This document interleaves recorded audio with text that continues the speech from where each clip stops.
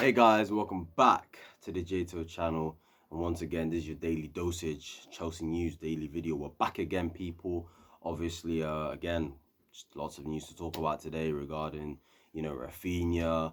Obviously, I've seen some Nathan Ake news, some Sterling news, some Ligt news as well, and other bits and pieces that we'll delve into later on. So yeah, if you do enjoy, please like, comment, subscribe, turn those post notifications, follow my social media down below. And yeah, let's get right into it. So Raphinha. More reports have come out today of this saga. The saga continues, as you can see in the thumbnail. I mean, I'm getting tired of this flipping transfer, and it's not even been 3 days. Normally after maybe a week or so after a transfer saga, it's like you start to get tired of it. But I'm really getting tired of this one because everyone just knows what the reality is. He wants to move to Barcelona, and he's granted Barcelona's wish that he's willing to wait for them and he's going to give them time to see if they can make a bid. That's what the hold up is for, because Chelsea have agreed a bid with Leeds. It also looks like the offer is on the table for Raphinha and they like it apparently. So how I see this situation is reports have come out saying he's waiting for Barcelona to see if they can match what we have, or just get a proposal off to Leeds. And Fabrizio Romano has come out and said that it's official and it's written that Barcelona have sent a proposal to Leeds that are likely to probably turn it down as of right now, as Fabrizio said. But then other reports have come out saying it looks like they're gonna bid a fee of 60 million plus 10 in add-ons, which probably matches ours.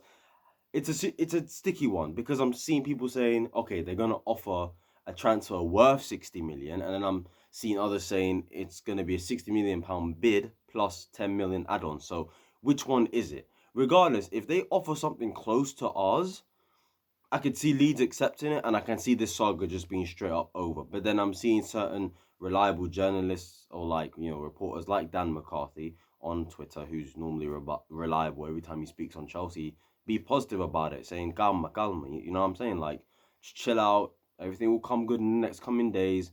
It looks like Raphinha will make his decision within the next maybe 24, 48 hours or something like that. So that's a sticky situation. And then reports have come out saying Todd Boehly isn't waiting. He isn't willing to wait. He's not willing to have this saga drag on, which I do like, because it's one of those ones where, like I said, everyone knows what Raphinha wants. He wants to move to Barcelona. His agent wants Raphinha to move to Barcelona. So they're relying on Barcelona being able to cough up the money to actually match ours. So the question is, Barcelona, do you have that juice about you? Hey, have you got the peas? I know your first set of cash came in today. I'm pretty sure it was like over 200 million, but apparently that's not going to be enough to start bidding for players. Apparently that's only going to be enough to sort out contracts and register players like Christensen and Kessie. And they need at least two more levers, cash injections, in order to start bidding for man like Lewandowski and etc. etc. So it's looking kind of peak. And when it comes to Raphinha, look, this is how I see it. He's our get out of jail free card, as far as I'm concerned. He doesn't want to go to Arsenal. He's rejected Spurs. He wants Barcelona, and if he doesn't get the Barcelona move, then I guess he'll come to us as his second choice. For me, I would give him a deadline if it's me. Give him until the weekend. Decide. If you've not made a decision by then, we withdraw from the deal, in my opinion, because it's like, come on. I know I made my point yesterday about players. Obviously, when they're linked to clubs, they're always going to have their first choice, their second choice, their third choice.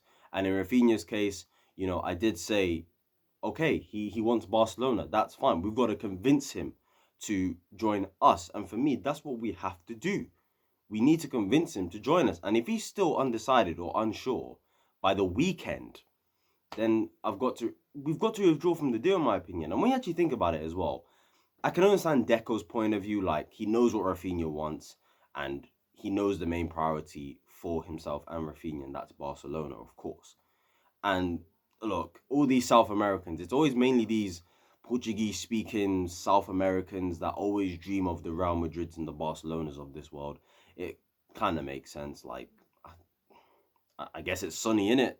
It's sunny in them countries there. I mean, not many South Americans are a fan of, living in England for a long period of time anyway, because obviously they don't like the weather, when these footballers decide obviously where they want to go, it's not just about the club, it's about the environment, the city, the country, even the culture of the country.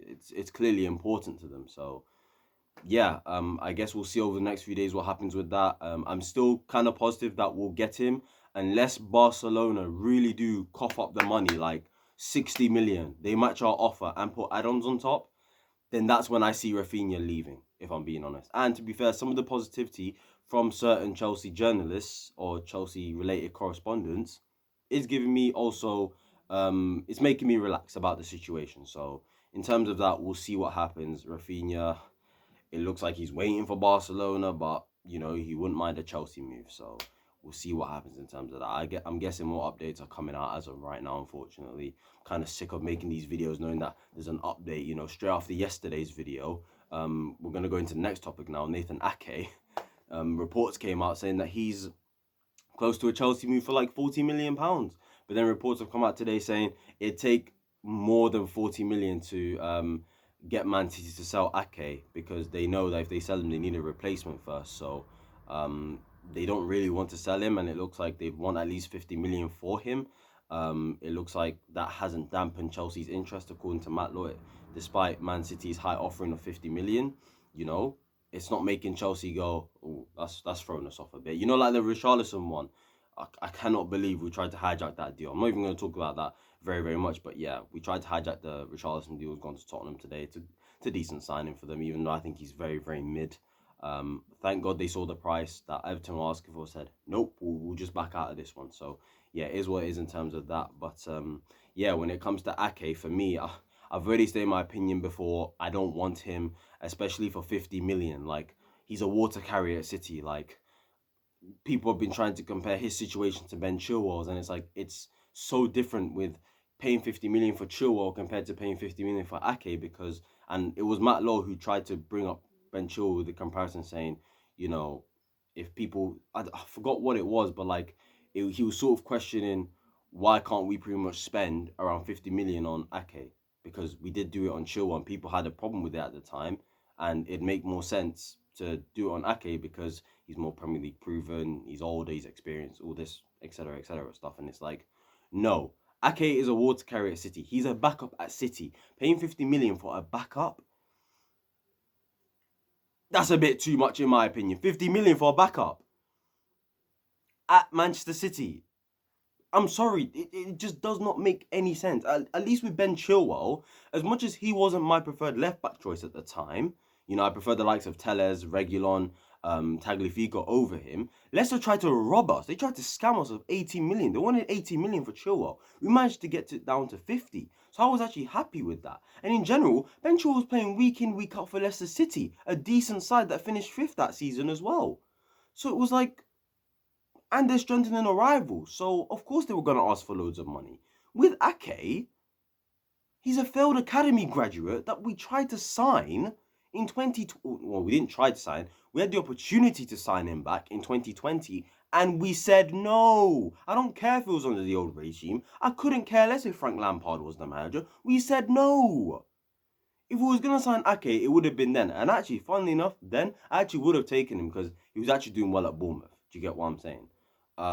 So yeah, Ake, I'm sorry, not for me. Not to replace Rudiger as well. Like, I'd rather Koulibaly, who's a cheaper option as well. That's another reason not to go for Ake for 50 million, because there's other centre backs in the league and in Europe that are miles clear of Ake, and they could cost less. Like I said, Koulibaly's out there. He's got a year left on his contract. 40 million euros, I'm hearing they want. Pay the money. I don't get it. He's the perfect Rudiger replacement. He's got that leadership about him. You know, he's good. He's good on the ball. He's good with both feet. He's aggressive. He's a leader. Like, he's experienced. He's 31 years old. I don't get why we're not going for him. So yeah, we'll see what happens in terms of Ake. It looks like we are not going to go away from this. It looks like him and Matthias de Ligt, who I'm going to come on to later on, are our main centre back priorities. Anyway, the next guy, Raheem Sterling. Simon Phillips earlier today did tweet out saying, you know, his two strong sources have told him that the Raheem Sterling deal is pretty much done. The fee's been agreed. It looks like the personal terms have been agreed and everything. And he came up later on with more details, saying that obviously, you know, it's a done deal and stuff like that. And he revealed who actually, you know, told him that, and who, you know, obviously is the ones who revealed that information to me. It was obviously caught offside. I think they're a Instagram or a Twitter handle, I think, who probably, I don't think they report on news. I'm not sure what type of account they are, but yeah, they're the guys who revealed the news to Simon, saying, you know, Raheem Sterling's Chelsea's pretty much done. And if that's the case, it looks like it's going to be around 55 million. Then we'll see. It'll be a decent signing that I will have to live with and I'll have to accept. But like I said, the only way I'm happy with a signing like this is if like Dembele comes in or Raphinha comes in. And speaking of Dembele, it's funny how I mentioned the Raphinha news. Obviously, Chelsea are still keeping an eye on that Dembele situation. We all know his contract expires today, pretty much today. Tomorrow he'll officially become a free agent, and we'll see what happens in terms of that. People are saying that we haven't offered him a contract. People are saying we have. I think we have, but I don't think Chelsea wanted to go public because obviously, you know, if they do go public, then it's likely that Dembele will use that as leverage to get Barcelona to pay up the money. Do you get what I'm saying? So yeah, in terms of that, we'll see what happens. Raheem Sterling looks like it'll get done. I expect a here we go this weekend. In general, I want to here we go this week on a player. Like, preseason starts this weekend. Like, can I hear a here we go soon for someone? Like, bloody hell. I'm hearing here he goes for Tottenham with Richarlison.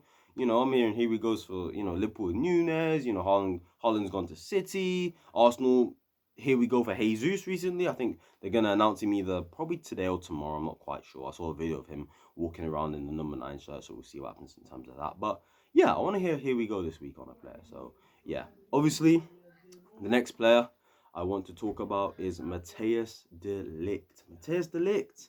Yes, talks have progressed over a deal for Matthijs de Ligt. It looks like the guy does want the move to Chelsea. He's excited with the prospect of the Premier League, working with Thomas Tuchel, etc., etc. You know, being at Chelsea has excited him, and it looks like he has pushed Juventus to actually say, yeah, move me on. Even the Juventus CEO came out last night saying we can't keep a player that wants to leave, and you know, we need to make sure that all three parties are satisfied with the deal. Most likely, because he's way too expensive, like if it was the game on just cash only, I'd expect Juve to want like at least 80 million if it was just cash only. We can't do that considering how many players we're going for, considering the budget as well, and considering how much other players would actually cost within our targets. So it doesn't make sense to go for De Ligt for that much money. So it looks like a swap deal is likely. Obviously the two players that could be offered are Werner and Pulisic as of right now. Those are the two players that are likely to be offered. Pulisic, I'm not quite sure on that one, to be quite honest with you. There's a chance, but I think there's other players more likely to get offered than Pulisic to Juventus. Like Timo Werner, I can see Timo Werner getting offered. He looks the most likeliest right now, probably alongside a Jorginho for me. I think there'd be a chance that Jorginho could get offered as well in exchange for De Ligt as well. I think those guys probably make slightly more sense when it comes to Werner. They don't want to buy Morata, so they need to replace him.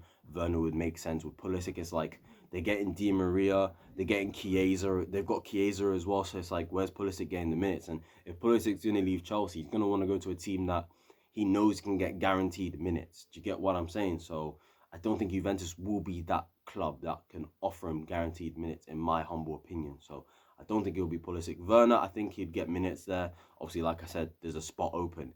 You know, there's Moise Kean there. I mean, come on, guys. Like, he's not going to play Moise Kean. And there's Dusan Vlahovic, which, you know, depending on what system Juve could play, like a 4-4-2, I think a Werner-Vlahovic partnership might work. Let's see it. With Pogba behind, Di Maria as your creator. Juventus could look good next season if they get a Werner. Or even a Jorginho to pair up with a Pogba. So, with De Ligt, I'm happy about that. I'd love to get him. He's a top player. And yeah, we'll see what happens. Further talks will probably happen. And yeah, we move from that. And the last thing I wanted to talk about, I wasn't sure if I forgot about anything else before I talk about the last thing today, but it does look like I talked about everything. You know, tell me your thoughts on De Ligt and the swap deal. Would you rather the swap deal be for Timo Werner or Christian Pulisic, or do you have another player in mind? You know, the Raheem Sterling news. How do you feel about that? Thoughts and feelings about it being a done deal? Nathan Ake, would you take him? Would you not? If you would, how much are you willing to go for? You know, do you think there's other players in the market that are just better? You know, whether that's because of financially or just in terms of their ability. And yeah, tell me your thoughts on the Raphinha stuff. Do you think if Barcelona do cough up the money, then it's pretty much a done deal and he's going to go off to Barca because that's what he wants? And would you withdraw from the deal because you think, well, he's kind of taking the piss out of us? So yeah, tell me your thoughts on all of that. And obviously, the last thing I want to talk about real quick, Neymar Jr., obviously Mark Ogden.